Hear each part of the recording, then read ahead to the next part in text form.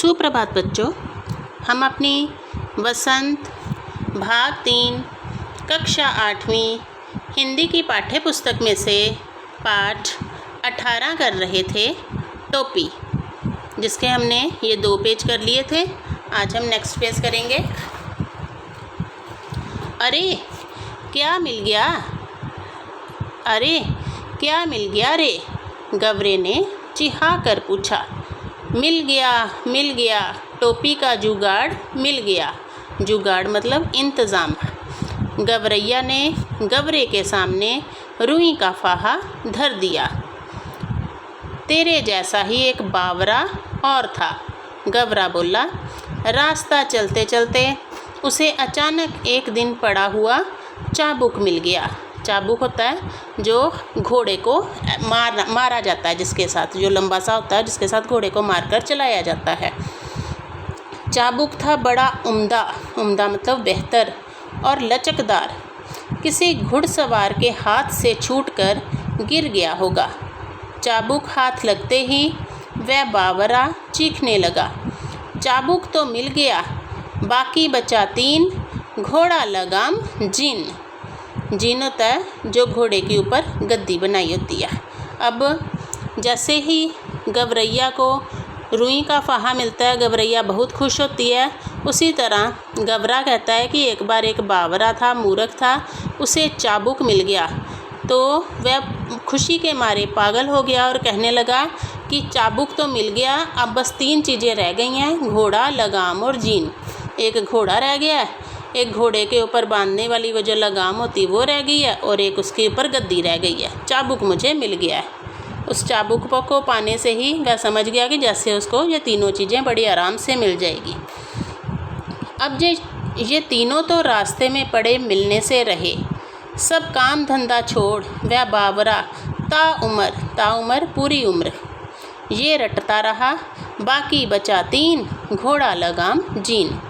गवरा उसे समझाते हुए बोला, इस रुई के फाहे से लेकर टोपी तक का सफ़र तुझे कुछ अता पता है? बस देखते जाओ अब कैसे बनती है टोपी। गवरैया रुई का फाहा लिए एक धुनिया के पास चली गई और बड़े मनुहार से बोली, धुनिया भैया, इस रुई के फाहे को धुन दो।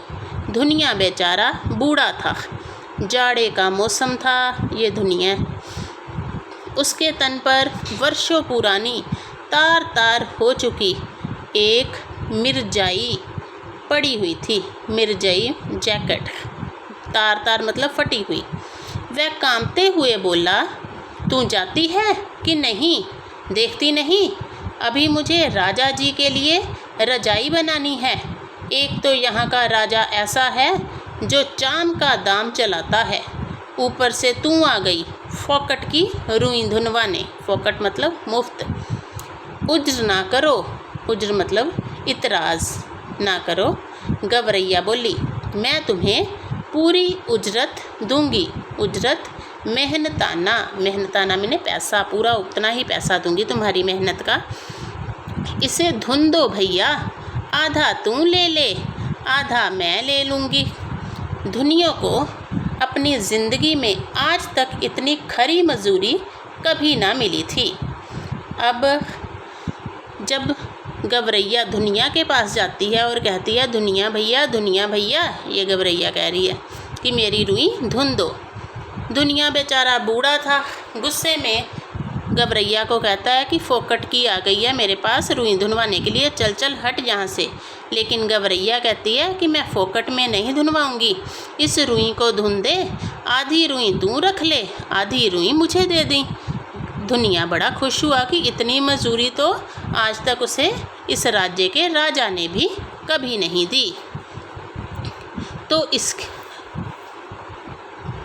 16 आने में 8 आने मजूरी, मतलब अगर 16 आने हैं तो 8 आने जो हैं वो उसे मजूरी में मिल रहे थे।